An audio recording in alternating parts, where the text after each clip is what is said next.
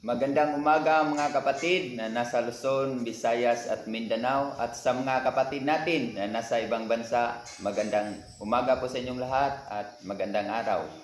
Welcome po sa ating Daily Bread mga kapatid sa Genesis chapter 21. Basahin mo natin sa Tagalog, bro. Sa Genesis chapter 21, ito po ang sinasabi: Pinagpala ni Abba Yahweh si Sarah at tinupad ang kanyang pangako. Ayon sa panahong sinabi ng Alahayam, si Sarah nga ay nagdalawang tao at nanganak ng isang lalaki, kahit matanda na noon si Abraham. Isaac ang ipinangalan ni Abraham sa kanyang anak. Ayon sa utos ng Alahayam, tinuli ni Abraham ang bata sa 8 araw pagkasilang nito. 100 taon na si Abraham nang ipinanganak si Isaac. Sinabi ni Sarah, "Nakakatawa ang ginawang ito sa akin ng Alahayam, at sino mang makarinig nito'y tiyak na matatawarin." At sinabi pa niya, "Sa edad na iyon ni Abraham, sinong makakapagsabi sa kanyang ako'y mag-aalaga ng bata?" Gayunman, nabigyan ko pa rin siya ng anak kahit siya ay matanda na. Lumaki ang bata at nang ito'y awatin, naghanda ng malaking salu-salo si Abraham. Minsan, nakikipaglaro kay Isaac si Ismael, ang anak ni Abraham kay Hagar na taga-Ehipto. Nang makita ito ni Sarah, sinabi niya kay Abraham, "Palayasin mo ang aliping iyan at ang kanyang anak, sapagkat ang anak ng aliping iyan ay hindi dapat makibahagi sa mamanahin ng anak kong si Isaac." Labis itong ikinalungkot ni Abraham sapagkat anak din niya si Ismael. Ngunit sinabi ng Alahayam kay Abraham, "Huwag kang mag-alala tungkol sa mag-ina. Sundin mo ang gusto ni Sarah, sapagkat kay Isaac magmumula ang lahing sinabi ko sa iyo. Ngunit ang anak mong iyan kay Hagar ay magkakaanak din ng marami, at sila'y magiging isang bansa dahil anak mo rin naman si Ismael." Madaling araw pa lamang, ang mag-inay ipinaghanda na ni Abraham ng baong pagkain at inumin. Ipinapasan ni Abraham ang mga ito kay Hagar, at ang mag-ina ay kanyang pinaalis. Nagpagalagala sila sa ilan ng Berseba. Nang maubos na ang dalang tubig, iniwan ni Hagar ang kanyang anak sa lilim ng isang mababang punong kahoy at naupo ng may 100 metro mula sa kinaroroonan ng bata. Sinabi niya sa sarili, "Di ko matitiis na makitang mamatay ang aking anak." Samantalang nakaupo siyang nag-iisip, umiiyak naman ang bata. Narinig ng Alahayam ang iyak ng bata, at nagsalita mula sa langit ang anghel ng Alahayam, "Hagar, anong bumagabag sa iyo? Huwag kang matakot. Naririnig ng Alahayam ang iyak ng iyong anak. Lapitan mo siya at patahanin. Gagawin kong isang dakilang bansa ang kanyang lahi." Pinagliwanag ng Alahayam ang paningin ni Hagar at nakita nito ang isang balon. Pinuno niya ang tubig ang dalang sisidlan at pinainom ang bata. Hindi nga pinabayaan ng Alahayam si Ismael. Ito'y lumaki sa ilang ng paran at naging mahusay na mangangaso. Ikinuha siya ng kanyang ina ng mapapangasawa mula sa lupain ng Ehipto. Noong panahong iyon, isinama ni Haring Abimelech si Pikol, pinuno ng hukbo, at sila'y nagpunta kay Abraham. Sinabi ni Abimelech kay Abraham, "Sa lahat ng gawain mo'y pinagpala ka ng Alahayam. Isumpa mo ngayon sa harap ng Alahayam na hindi mo ako dadayain pati ng aking lahi. Kung paanong ako'y naging tapat sa iyo, ipangako mo rin namang magiging tapat ka sa akin at sa lupaing ito na tinitirhan mo ngayon. Nangangako ako, tugon naman ni Abraham. Ngunit nagreklamo si Abraham kay Abimelech tungkol sa isang balon na inagaw ng mga alipin ng hari. Sumagot si Abimelech, hindi ko nalalaman iyon. Bakit ngayon mo lang sinabi sa akin? Nagkasundo ang dalawa at binigyan ni Abraham si Abimelech ng ilang tupat baka. Ibinukod ni Abraham ang 7 tupa ng kanyang kawan. Anong kahulugan nito? Tanong ni Abimelech. Sumagot si Abraham, ito'y para sa iyo bilang pagsang-ayon mo sa akin ang balong ito. Kaya ang lugar na iyon ay tinawag na Beer-Seba, sapagkat doon ay nanumpa sila sa isa't isa. Matapos ang sumpaang iyon, bumalik na sa lupain ng mga Pelesteo si Abimelech at si Pikol na pinuno ng kanyang hukbo. Pagkaalis nila ay nagtanim naman si Abraham ng punong tamarisko sa Beer-Seba at sumamba kay Aba Yahawa ang alahayam na walang hanggan. Mahabang panahon na ninirahan si Abraham sa lupain ng mga Pelesteo. Iyada. Okay. Mga kapatid, sa puntong ito, parang napakasakit sa piling sa damdamin ni Abraham dahil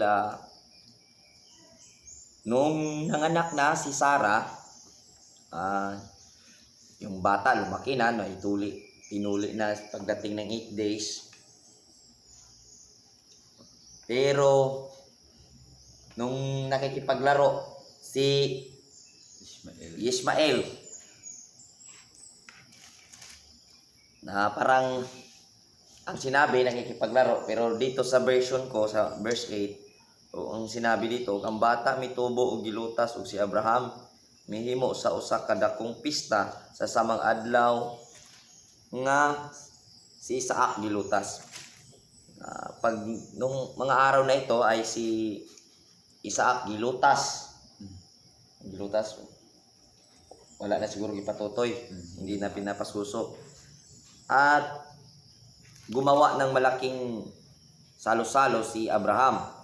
Sa verse 9, ug nakita ni Sarah nga ang anak ni Hagar nga iptuhanon nga iyang gihimugso ngadto ni Abraham, nagbugal-bugal. Nung ang sinabi doon sa Tagalog version, nakikipaglaro. Pero ang sinabi dito sa Bisaya version sa Genesis, kumbaga ano ba nagbugal-bugal sa ano? Nagbugal-bugal sa Bisaya kasi nagbugal-bugal, yung bang parang kantsaw ba, yung parang nilalait ba, yung pagiging pagkaanak ni Sarah kay Isaac. Ika nga sabi is pag may nakakakita sa kanya, sabi niya tatawanan siya. Kaya yun, si Ismael noon is nasa mga around 15 years old or nasa ganyan. Kaya may may pag-iisip na, kaya medyo siguro natatawa siya. At nung nakita ito ni Sarah, ay talagang parang na-insulto si Sarah. Kaya sabi niya, busamingon siya ngadto ni Abraham, palayasa kining babae ng sulugoon ug ang iyang anak. Ay ang anak ni ining babae sulugoon dili mahimo nga manunod uban sa akong lalaking anak bisan uban ni isa. Nung nakita niya na parang pinagtatawanan siya dahil sa sitwasyon, ang ginawa ni Sarah, sabi niya, palayasin mo yan Abraham, yung alipin na yan kasama ang batang yan. Hindi pwedeng maghari-harian yan. Kasi naramdaman niya na kantsawan siya ba? Naramdaman niya na Underestimate. Nilalait siya sa tinatawanan. Kaya hindi rin natin maano yung desisyon ni Sarah dahil siya man yung may-ari, asawa, ari ng bahay. Kaya ang yun na kaakibat na naging desisyon dahil sa ginawa ni Ismael na pagtatawa, pinapalayas. Nung narinig ito ni Abraham, talagang nalungkot si Abraham sa pangyayaring iyon. Pero narinig din ng Aba yung sinasabi ni Sarah. Ang sabi ng Aba dito sa verse 12, "Kung alahayam ingon ngadto kang Abraham, ayaw tuguti nga kini makapasubo diha sa imong pananaw tungod sa batanong lalaki o tungod sa imong babaeng sulugoon." Sabi ng Aba, huwag mong hayaan na masisira yung kalooban mo dahil dito. Sabi niya, sundin mo si Sarah. Magpatalinghog ka kay Sarah. Sundin mo yung Manisa. Dito rin natin makikita na hindi lahat ng pakiramdam natin na kumbaga nasasaktan tayo ay tama na or kalooban na ng Aba. Dahil ito nga, kung titingnan natin ay napakasaktan o napakasakit para kay Abraham bilang ama na palayasin yung kanyang anak. Pero ang sabi ng Aba, huwag kang mag-alala, huwag kang masasaktan o huwag kang magdamdam. Ay sundin mo lang si Sarah. Kumbaga, kung mayroong mga hindi mabubuti at masasakit na maramdaman natin, hindi ibig sabihin yan, hindi yan kalooban ng Aba. Let go lang natin, kumbaga naon lang natin, iyaan lang natin. Dahil kung kalooban niya ng Aba, ay mayroong magandang idudulot na mga sitwasyon sa mga nagaganap na pangyayari. Ay sa verse 13, sinabi, "Ug usab gikan sa lalaking anak nga babaeng sulugoon, ako mohimo og usa ka nasod tungod kay siya imong kaliwat." Huwag kang isabi ng Aba, huwag kang mag-alala. Kanang imong anak nga lang, yung anak mo na lalaki na yan, yung gawin ko yung malalaking bansa at paparamihin ko. Ayun. Kinumport ng Aba si Abraham. Verse 14, "Og si Abraham mibangon pagsayo sa kabuntagon ug mikuha og tinapay ug sa kasudlanan sa tubig." Kinabukasan yan, dahil naka-schedule na napapalayasin, yun na yung pinakamasakit na punto. Dahil prepare na siya ng pagkain o tubig, tapos pinabaon niya kay Hagar at sa kay Ismael, yung anak niya. "Og mihingilin kaniya og siya migikan og milatagaw sa kamingawan sa Beersheba." Kung naihanda na yung pagkain, yung tinapay, tubig, pero makita natin na talagang hinanda yung pagkain ni Abraham at saka yung tubig para hindi magugutom sa daan si Ismael. Pero ika nga ay wilderness itong dadaanan nila, kaya medyo pahirapan. Verse 15, "Ug ang tubig nahurot na diha sa sudlanan, ug siya mibutang sa bata ilalom sa usa ka gagmayng kahoy." Nung ubos na yung baon na tubig at tinapay siguro, ubos na. Nasa kalagitnaan ng kanilang paglalakbay. Pagod na rin si Hagar sa time na yun. Nilagay ang bata binaba na niya. "Ug siya miadto ug milingkod at bangka niya sa igo-igong gilayon, ingon nga kini usa ka kapanaan. Kay siya miingon, ayaw ako tuguti nga makakita sa kamatayon sa bata." Baga wala na yung nawala na ng pag-asa si Hagar sa pangyayari. Dahil niya yung bata, iniwan at ning palayo siya. Dumistansya siya kasi alam niya wala na tubig, anytime mamamatay na sila. Kaya pinili niyang inilayo ang kanyang sarili nang sa ganun. Sabi niya, huwag mong tugutan. Mananampalataya itong si Hagar, mananampalataya ito. So, huwag mong hayaan, Aba, na makikita kung namamatay ang bata. Ug siya milingkod at atbang niya, ug mipatugbaw sa iyang tinog, ug mihilak. Nung kinausap niya or nasa isip niya na huwag mong hayaan, Aba, nananalangin na siya ba, huwag mong hayaan na makikita ko ang bata na mamamatay. Kuman siguro matapos nun, talagang umiyak si Hagar. At yung sinasabi sa English, may cried out. Cried out siya ba? Sa Bisaya na mituaw. Nagpakitabang, humingi ng tulong. Nagmamakaawa sa Aba at umiiyak. Verse 17, "Ang alahayam nakadungog sa tingog sa batanong lalaki, ug ang anghel sa alahayam mitawag kang Hagar. Kita mo dito mga kapatid, nung nagmamakaawa si Hagar, hindi si Hagar ang narinig, ngunit ang bata narinig ng Aba. Ito po ay isang tanda na kung saan na may ipinangako ang alahayam kay Abraham na magiging malaking bansa at magiging magkaanak ng prinsipe at magiging malakas na bansa sa pagdating ng araw ang ipinangako kay Abraham. Kaya dito rin natin makikita na kung saan ang angka ni Abraham pag nangangailangan na ng tulong, andun ang ama. Dahil nga pinangakuhan si Abraham na pagpapalain ang kanyang mga lahi.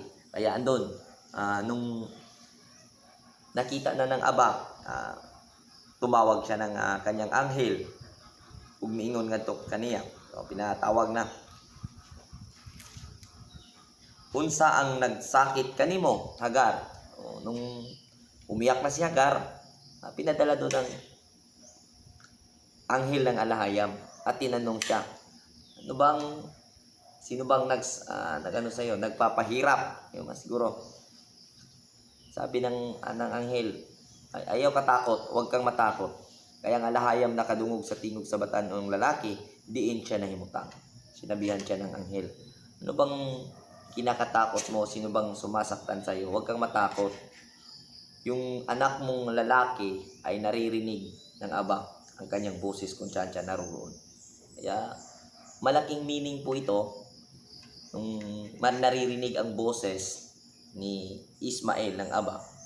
Dahil ito po ay tumutukoy na kung saan ang mga angka na ito pag humihingi ng tulong sa magmamakaawa sa aba at magpakumbaba ay hindi po ito tatalikuran ng ama. Ito po ay siguradong pakikinggan. Dahil yun na nga ang ibig sabihin ng Ismael, alahayam's pay attention. Kaya andun po yung andun po yung divine favor kay Ismael dahil nangako ang aba. Kaya medyo na-twist ito sa teaching ng mga Judaism dahil ang turing nila sa mga Ismailita or sa mga Arab country ay kalaban. Kaya medyo yung twisted yung interpretation ng Jewish community na kung saan nandyan sa Israel ng mga nagsasabi na talagang ang mga Ismailita or ang mga Arab country ay ang kalaban ng mga Israelita, kawan ng ama. Hindi po. Mahilig kasi sa mga black propaganda. Ano lang sa black propaganda. Verse 18, sabi ng anghel, tindog, tumayo ka. Alsaha ang bata ug guniti siya sa imong kamot. Kay ako muhimo kaniya nga usa ka dakong nasod. Nung sinabihan na siya si Hagar, tumayo ka. Dalhin mo ang bata at hawakan mo sa iyong mga kamay. Gawin ko siyang malaking bansa. Verse 19, ug ang alahayam bibuka sa iyang mata, mga mata, ug siya nakakita sa usa ka atabay sa tubig. Og siya miadto og gipuno og tubig ang sudanan ug mikhatag sa batan-ong lalaki sa mainom. Ito po, hindi ibig sabihin na nakapikit si Hagar sa sitwasyon na ito dahil sinabi binuka or yung kanyang paningin. Ito po ay talagang hindi nakita ni Sarah, ngunit binuksan ng aba. Doon na niya nakita ang tubig. Kung sa espiritual natin itutukoy ito at ihahambing natin ang pag-uusap na ito, ang tubig ay tumutukoy, sabi nga ng Misaya, siya yung bukal ng tubig. At ang inangkin niya na siya yung Torah, siya yung kautusan. Kailangan nating maghingi ng makaawa ng aba, mag-pray tayo na mabuksan ang ating paningin nang sa ganun makita natin ang tubig, ang balon na kung saan pinagmula ng buhay. Dahil ang tubig ay isa sa pinaka-major na kinakailangan ng tao na mabuhay. At ito po ay alam ng karamihan na ang tubig ay inangkin ng Misaya na siya ang bukal ng tubig. Kaya ito po ay ang ay ang Torah.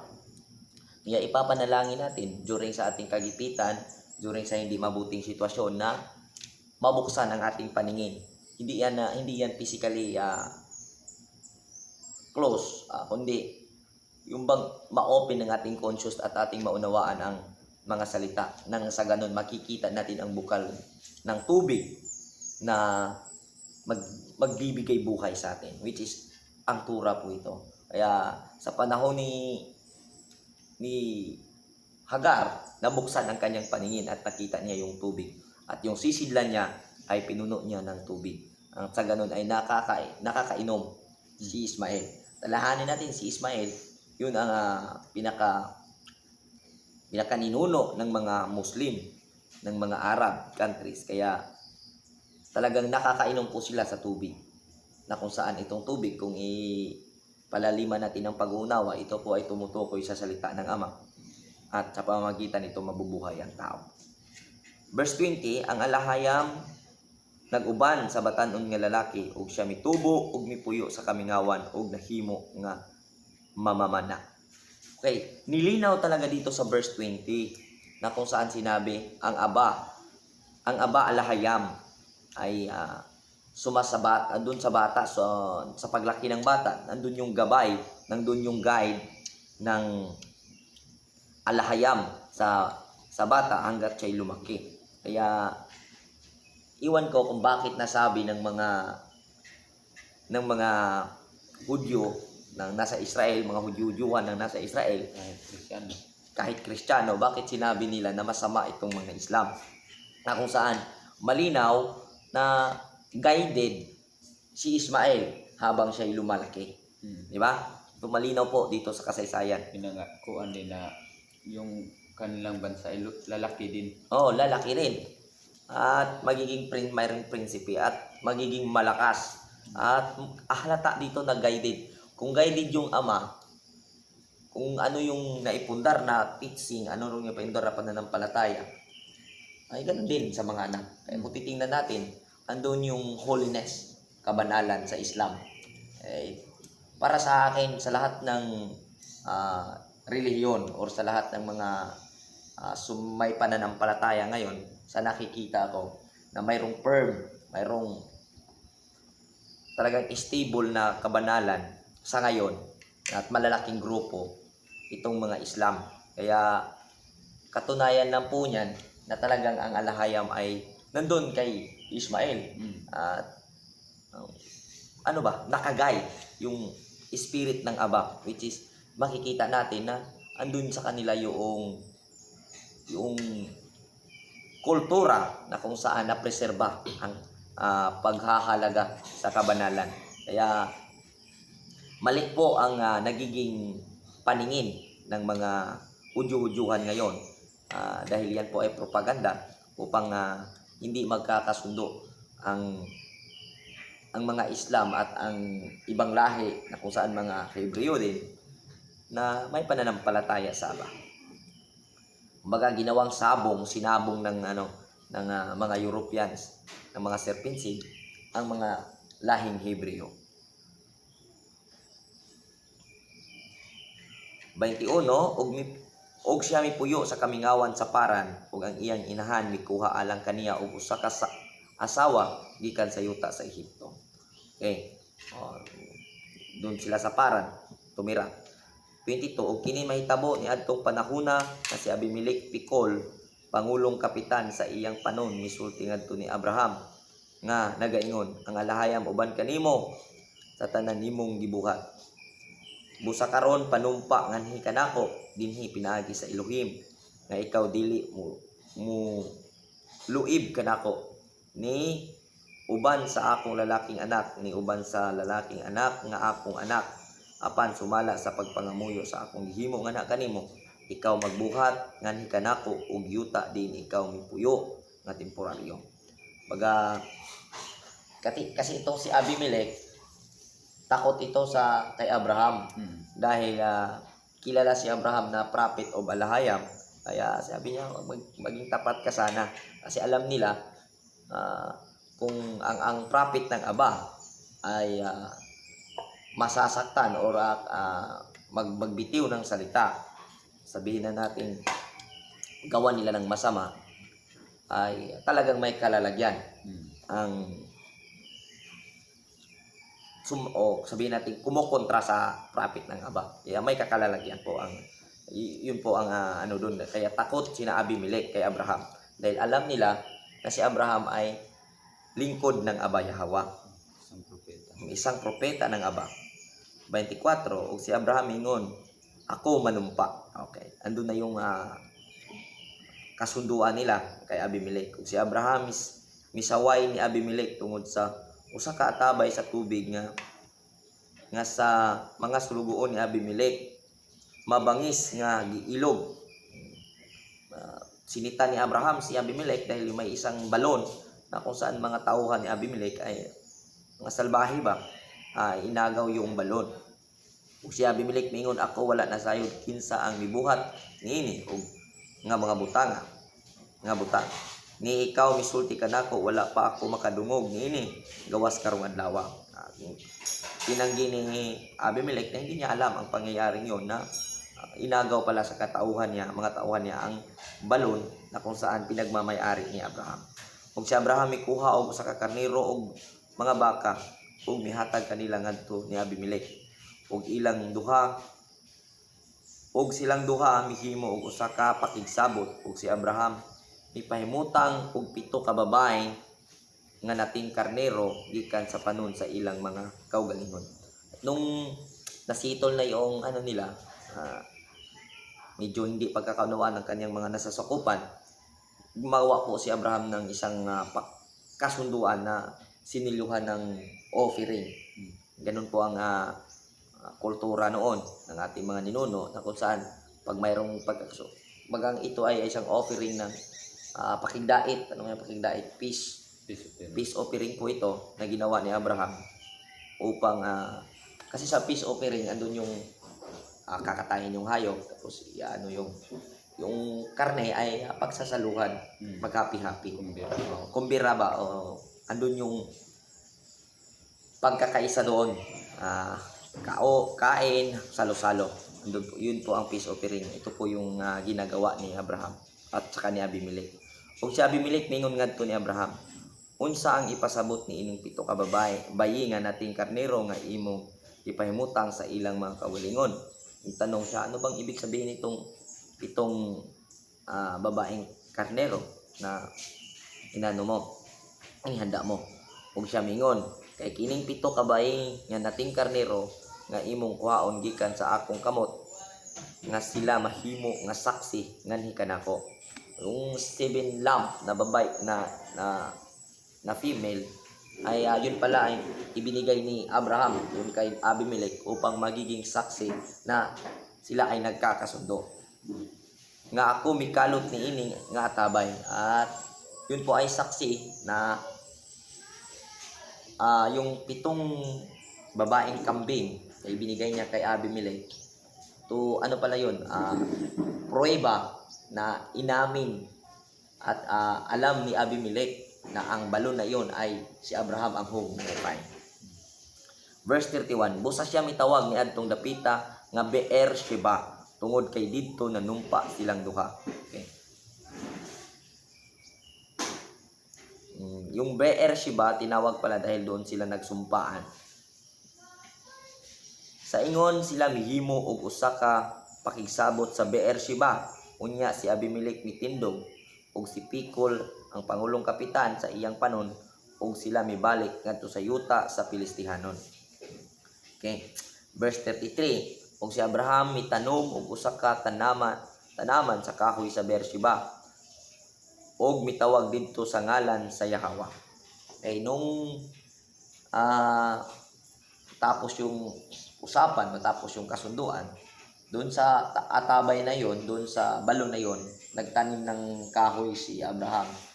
At matapos niya tinanim, tinawag niya ang ngalan ng Aba. Ang ibig sabihin tinawag o kumbaga siguro gumawa ng offering at nag-alay ng sacrificial si Abraham dito. Tinawag niya ang pangalan ng Aba sa panahong ito. ug si Abraham ipuyo nga temporaryo sa yuta sa mga Pilistohanon sa daghang mga adlaw. Kay dito na po natatapos na kung saan ang pinakaaral dito na nakikita natin sa chapter na ito ay kahit yung naiisip at nakikita natin at naramdaman natin na hindi maganda na sitwasyon, ay hindi ibig sabihin hindi maganda na nakikita natin ay hindi na tama. Ngunit may mga pangyayari na masakit at hindi maganda pang napakiramdam, pero yun pala ay kalooban ng Ama. Kagaya sa nangyayari kay Abraham at kay Sarah, hindi maganda sa kanyang pakiramdam dahil nilalait siya ni kumbaga pinagtawanan siya ni Ismael. Pero likod pala nun, yun ay magdudulot ng kabutihan at masakit din sa pakiramdam ni Abraham na palayasin si Hagar at saka si Ismael. At mas lalong masakit sa pakiramdam ni na Ismael at saka Hagar nung sila ay pinalayas na, lalong-lalo na nandun sila sa wilderness. Pero ang inaipakita dito na kung saan sa hindi magandang sitwasyon o hindi magandang pakiramdam, basta still hindi ka magkakamali kung sino ang lalapitan mo. Kung tatawagin mo ang Aba, kagaya sa ginawa ni Hagar, andun yung rescue ng Aba. Kumbaga, hindi ka lang magkamali ng lapitan. Doon ka lang lalapit sa Aba. Doon ka lang hihingi ng tulong. Andun yung tulong ng Aba. At maaayos ang mga hindi magagandang sitwasyon. Turn into blessing. Turn into happiness. Kaya ito po ang mensahe. Hindi porke masama ang sitwasyon o pakiramdam natin sa mga pangyayari ay masama na talaga. Dahil iba ang plano ng Aba. Mataas ang mga kapamaraanan ng Aba sa ating kapamaraanan. Salamat po sa araw na ito at magandang umaga sa lahat.